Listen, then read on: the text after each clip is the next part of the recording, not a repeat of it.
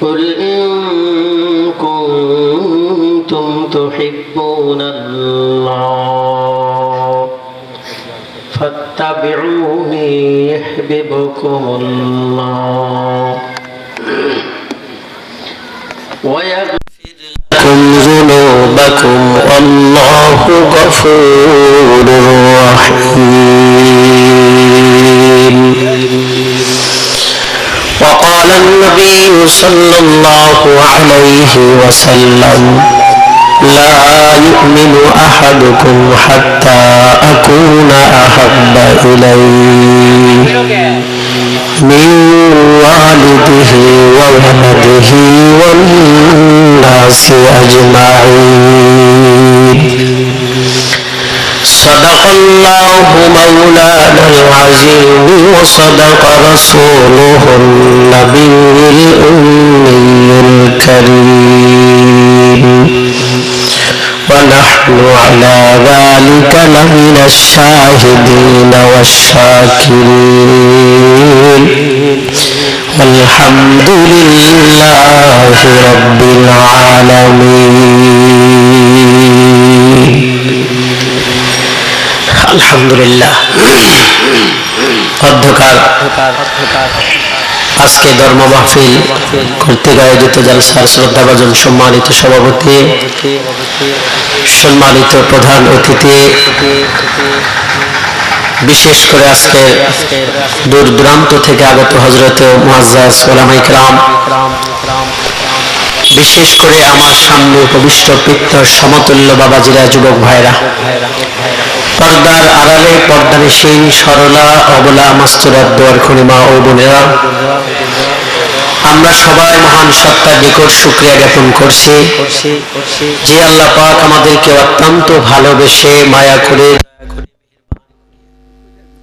মন এবং দেহকে সুস্থ রাখিয়া এই পৃথিবীর সবচাইতে মহামূল্যবান সম্পদ হায়াতকে দীর্ঘায়িত করিয়া এই কালামুল্লাহ শরীফের মাহফিলের সামনে যে আশা এবং বসার তৌফিক দিয়েছেন, সেই সুবাদে আমরা সকলেই কৃপণতা আর বখিলাতি না করে অন্তরের অন্তঃস্থল থেকে মুহাব্বত আর ভালোবাসা নিয়ে জোর আওয়াজে এক মর্তবা কালিমাতুশ শুকর আদায় করি, সকলেই বলি আলহামদুলিল্লাহ। কাছের মানুষ হেতু আমি আপনাদের কাছে জানতে চাচ্ছি আপনারা সকলেই কেমন আছেন। আয়াতে কারিমা তেলাওয়াত করার সৌভাগ্য পেয়েছি। নবী আলাইহিস সালাতু ওয়াস সালামের জীবনের অসংখ্য হাদিস মুবারাকা থেকে একটা হাদিস তেলাওয়াত করেছি। এই দুটোকে সামঞ্জস্য রেখে কিছু কথা আমাকে বলতে হবে ইনশাআল্লাহ তাআলা। কুল ইন কুনতুম তুহিব্বুনাল্লাহ ফাত্তাবিউনি ইউহিব্বুকুমুল্লাহ। নবী আলাইহিস সালাতু ওয়াস সালামের উপরে যখন এই আয়াতে কারিমা নাজিল হয়, ওগো রাসূল আপনি বলে দিন দুনিয়ার মানুষ যদি আমি আল্লাহ তাআলাকে ভালোবাসতে চায়, পাইতে চায়, তারা যেন সবচাইতে প্রথম আপনাকে ভালোবাসে, আপনাকে মহব্বত করে। রাসূলের জবান থেকে এই আয়াতে কারিমার সরল তরজমা শুনে সাহাবায়ে কেরাম দলে দলে ভালোবাসার দাবি নিয়ে রাসূলের সামনে হাজির। ও রাসূল, আল্লাহকে ভালোবাসতে চাই, মাধ্যম হলো আপনি, আপনাকে আমরা ভালোবাসি। আমরা রাসূলকে ভালোবাসি কিনা বলেন? রাসূলকে ভালোবাসি কিনা এই কথাটা কি জোরে বলা যাবে না? আল্লাহ এবং আল্লাহ রাসূলের স্লোগান যত জোরে জবান দিয়ে দেবেন, জবানের অস্পষ্টতা দূর হবে, অগ্রিম প্যারালাইসিসের সম্ভাবনা থাকলে তাও আল্লাহ দূর করে দেবেন। আল্লাহ এবং তার রাসূলকে আমরা ভালোবাসি কিনা? আলহামদুলিল্লাহ, আলহামদুলিল্লাহ। নবী আলাইহিস সালাতু ওয়াস সালাম কিছু সাহাবাদেরকে পরীক্ষা নেওয়ার জন্য বললেন, তোমরা কতটুকু ভালোবাসো? জবাব দিলেন, ওগো রাসূল, আমরা দুনিয়া এবং দুনিয়াতে যা আছে সব কিছুর চাইতে বেশি, কিন্তু গো রাসূল আমরা আমাদের জীবনের চাইতে বেশি ভালোবাসতে পারি না। ওই সময় নবী আলাইহিস সালাতু ওয়াস সালাম ছোট্ট হাদিসের মেডিসিন দিলেন, লা ইউমিন, কিছু সংজ্ঞা দিলেন, হাত্তা আকুনা হাব্বা ইলাই বিওয়ালিদিহি ওয়া ওয়ালাদিহি ওয়ান নাসি আজমাইন। তোমার বাপ মা, তোমার সন্তান, তোমার বেগম, তোমার জীবনের চাইতেও যতক্ষণ আমি রাসূলকে বেশি ভালোবাসতে না পারবা, লা ইউমিন, নিজেকে মুমিন বলে দাবি করতে পারবা না।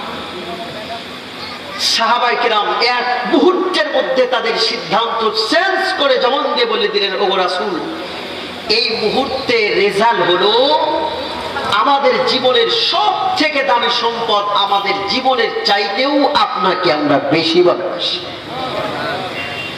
সাহাবায়ে কেরাম কি আমাদের দেশের নেতাদের মতো শুধু মঞ্চে চাপা মারছে? নির্বাচনের আগে চাপার শেষ দেখছেন কি? এবার নির্বাচনে জয়যুক্ত হতে পারলে এলাকার জন্য তা বিশেষ করে রাস্তাগুলো টাইলস দিয়ে দিয়ে ভরে দেব। নির্বাচনে ঠিকই উঠছে, এমন কিছু রাস্তা আছে টাইলস দূরের কথা, ভাঙ্গা ইটের গুঁড়াও পড়ে নেই, আছে না নাকি? কত সহজ ভাবে বলে বেড়ে। সাহাবায়ে কেরাম এমনটি বোঝে নাই, ভিতরে যা, জবানে তা, ঘরে যা, বাইরে তা, মঞ্চে যা, নিচেও তা। বলেছেন, ওগো রাসূল, আমরা আমাদের জীবনের চাইতে আপনাকে বেশি ভালোবাসি। এই কথা বলেই শুধু সীমাবদ্ধতা নাই, রণাঙ্গনে গিয়ে, জিহাদের ময়দানে গিয়ে অসংখ্য সাহাবায়ে কেরাম তাদের দামি সম্পদ জীবনটা দিয়ে প্রমাণ করছে, ওগো রাসূল, আমরা সত্যি আমাদের জীবনের চাইতে আপনাকে বেশি ভালোবাসি। সুবহানাল্লাহ। এই হাদিসটা, হাদিসের যে সংজ্ঞাটা আমি আপনাদের কাছে শুনতে চাই, এটা কি শুধু সাহাবায়ে কেরাম কি রাসূল দিছে যে তোমরা তোমাদের ছেলে মেয়ের চাইতে আমাকে বেশি ভালোবাসো, তোমাদের আব্বা আম্মা আহাল পরিবার এমনকি জীবনের চাইতে আমরা বেশি ভালোবাসা, শেষ জামানায় যারা তোমার দরকার নাই?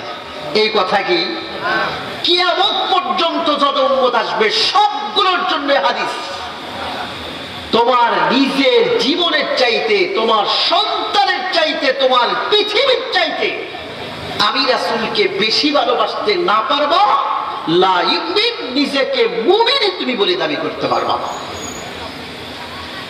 সাহাবায়ে কেরাম যুদ্ধের ময়দানে গিয়ে জীবন দিয়ে প্রমাণ করছেন। এই জন্য রাসূল বলেছেন, আমার জীবনের প্রত্যেকটা সাহাবী হলো উজ্জ্বল আকাশের নক্ষত্রের মতো।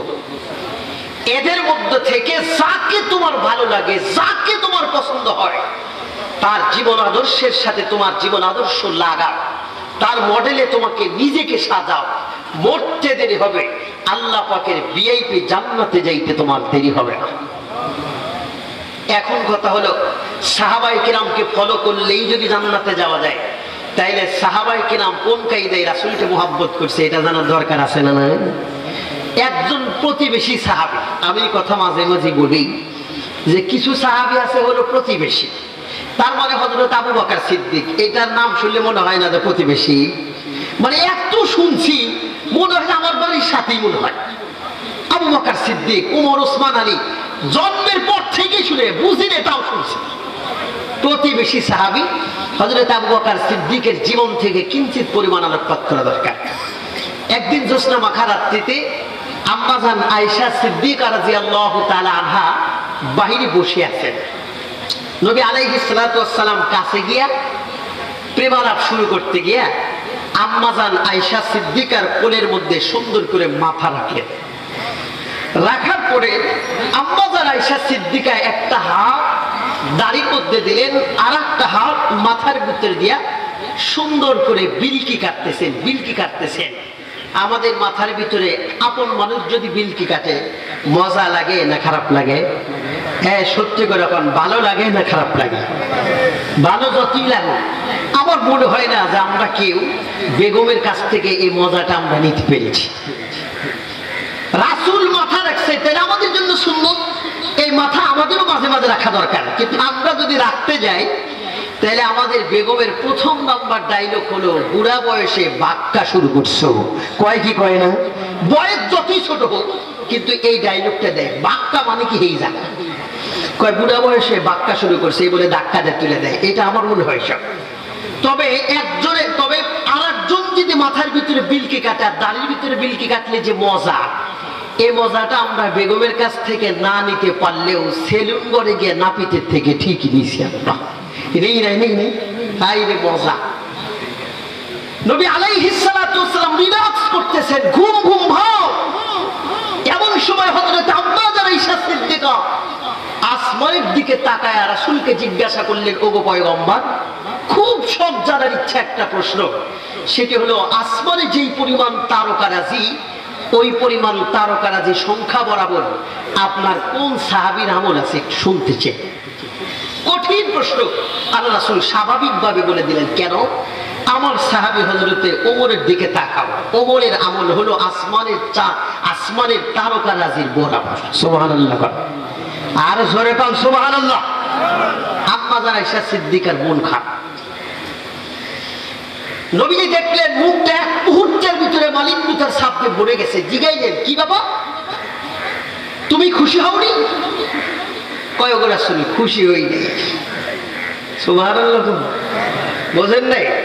মুসলমানের ভিতরে যা বাইরে তা, মুনাফিকের জবান একটার ভিতরে আরেকটা, মঞ্চে একরকম নামার পরে আরেক রকম, এটা মুনাফিকের। আম্মা জান আয়েশা সিদ্দিকা ভিতরের কথাটা বলে দিলেন, ওগো রাসূল, আমি খুশি হই নাই। কেন? আমি মনে করেছি আপনি আমার আব্বাজান হযরতে আবু বকর সিদ্দিকের কথা কইবেন, তাইলে আমি খুশি। প্রত্যেকটা মেয়ের আলাদা কিছু ভাব থাকে, আব্বার সাথে মায়ের সাথে তেমন ভাব থাকে না, ঠিক না?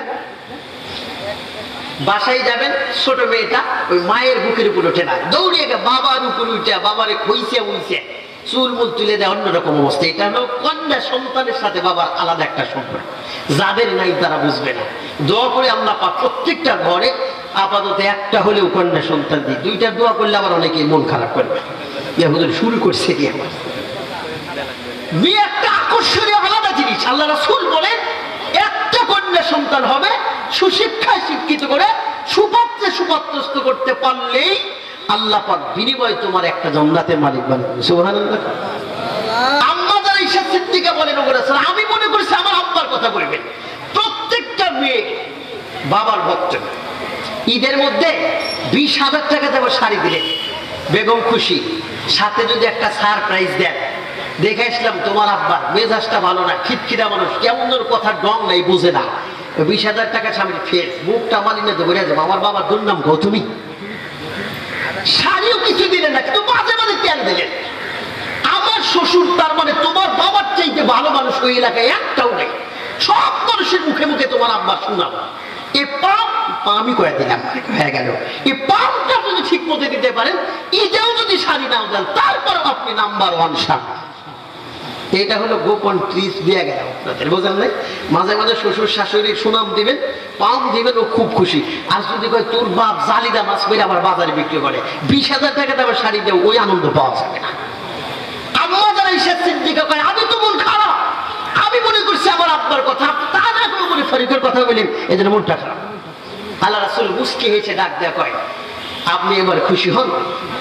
দুনিয়ার শুরু থেকে নিয়ে কিয়ামত পর্যন্ত হযরত ওমর ফারুক সহ সারা জীবন সব মানুষ আমল করলে যেই পরিমাণ নেকি হয়, এক পাল্লায় রেখে, আর আপনার আব্বাজান আমার বন্ধু আবু বকর সিদ্দিক হিজরতে যাওয়ার বেলায় এই গুহার ভিতরে যে রাসূল প্রেমের যে নিদর্শনটা দেখাইছে, শুধুমাত্র এই নিদর্শনটা যদি এক পাল্লা রাখা হয়, তাম দুনিয়ার সব মানুষের সারা জীবনের আমল আপনার আব্বার আধা ঘন্টার আমলের কাছে হেরে যাবে।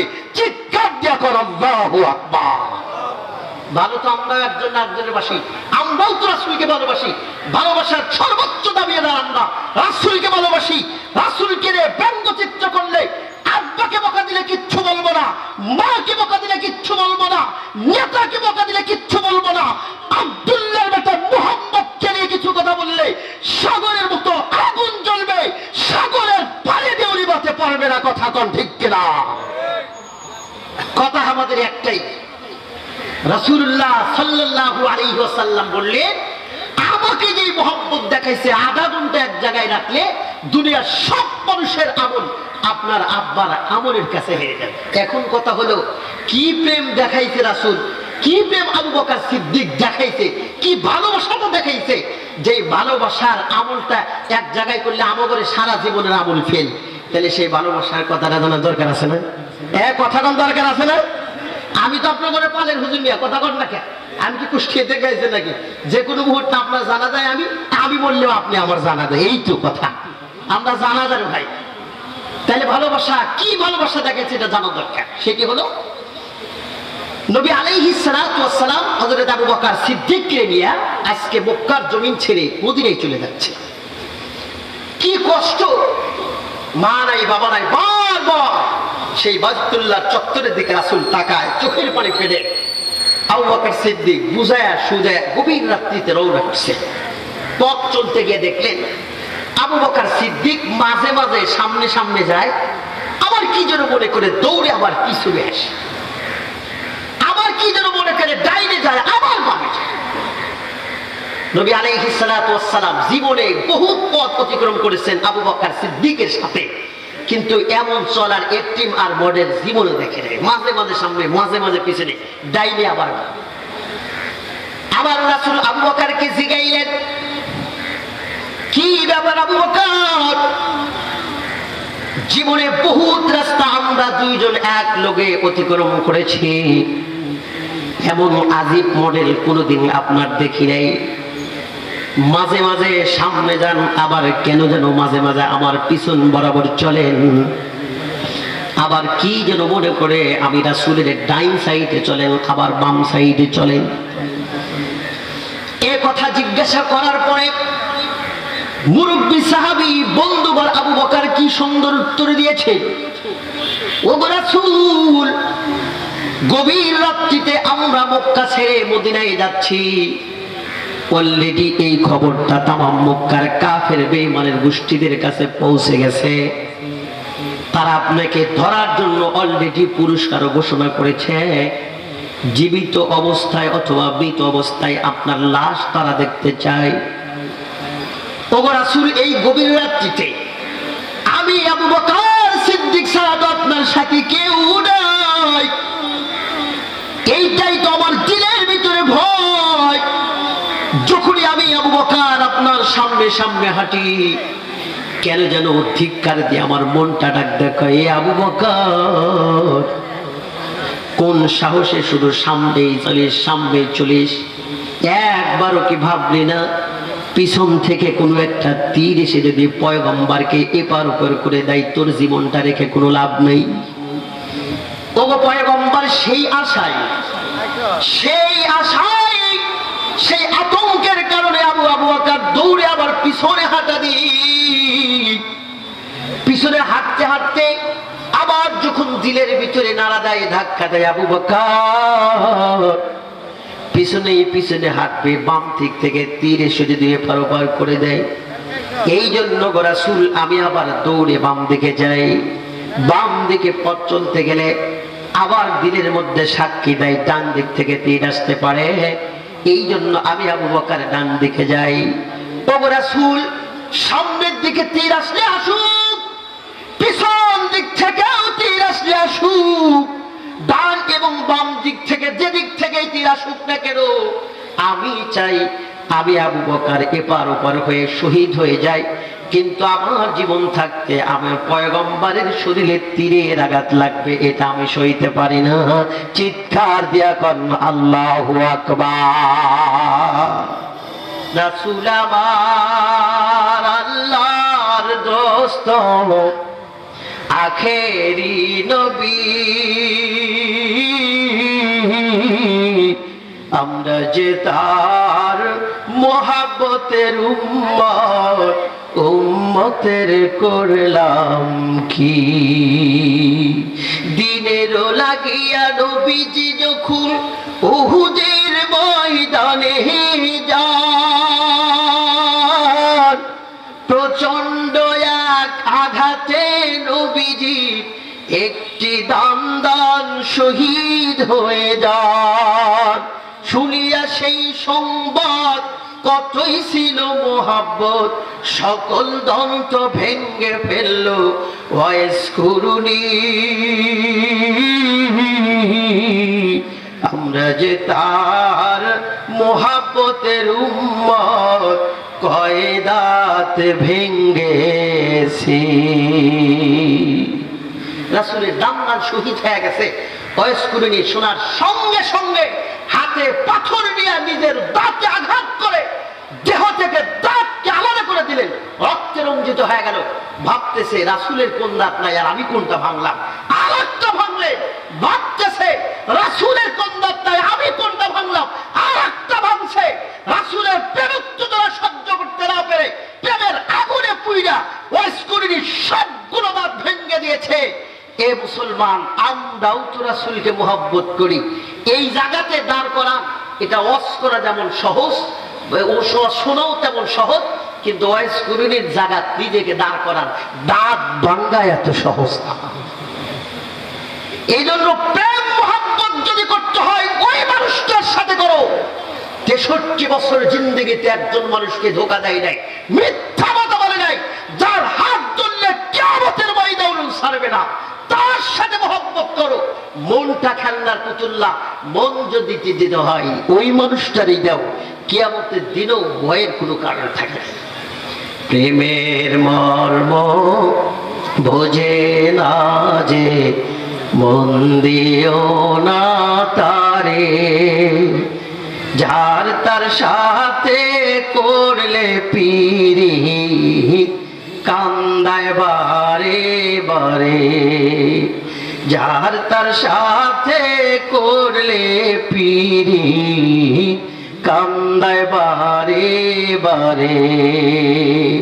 মনটা দামি জিনিস, এমনি একজনকে দিও না, হেলাই খেলা নষ্ট করো না। দিতে হলে ওই মানুষটাকে দাও যিনি হলেন জনাবে মুহাম্মদুর রাসূলুল্লাহ সাল্লাল্লাহু আলাইহি ওয়াসাল্লাম।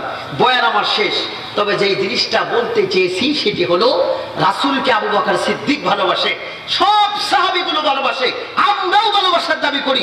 সাহাবায়ে কেরামের মতো ভালোবাসতে চাইলে নিজের চেহারাটার দিকে তাকাইলেই যাতে বোঝা যায় রাসূলের চেহারাটাও বুঝি এমন ছিল।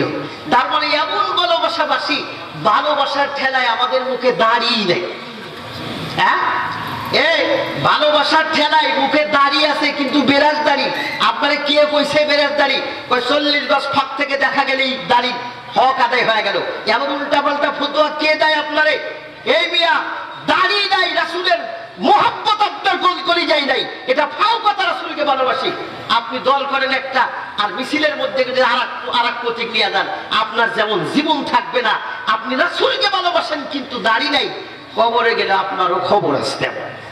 হ্যাঁ, আজকে দুনিয়াতে দাঁড়িয়ে না থাকলে রংপুরে গাড়ির তলে গিয়া যদি পড়ে মরে যান, তাহলে দুনিয়ার মধ্যে 1 নম্বরের শাস্তি হলো মরার পরে আপনার লুঙ্গি খুলে দেখতে হবে লোকটা মুসলমান নাকি। কথা বল ঠিক কিনা? দাড়ি নাই, এই লোকটা নামাজ পড়বে তাও গুনাহ, দাড়ি নাই রোজা রাখবে তাও গুনাহ, মক্কার হেরেমে যাবে তাও গুনাহ, ও নামাজ পড়বে, কোরআন তেলাওয়াত করবে, গুনাহ থাকবে তাও গুনাহ। আমি তো মনে করি মইরাও যদি যায় ফেরেশতা তাও দেখতে থাকবো গুনাহ। এই জন্য একটা সুন্নত রাসূলকে ভালোবাসার দাবিদারের সাথে মিল রাখতে গিয়া একটা সুন্নত আদায় করেন, সেটি হলো দাড়ি। দাড়ি কাইটা ক্লিন শেপ, এটা হলো মহিলা স্টাইল, বুঝাইতে পারছি? দাড়ি রাখা এটা হলো পুরুষ স্টাইল। এই জন্য হলো রাসূলকে আমরা ভালোবাসি। আপাতত এই মুখটা যেহেতু শরীরের ভিতরে সব থেকে দামি, এই মুখটা রাসূলের মডেলে সাজায়।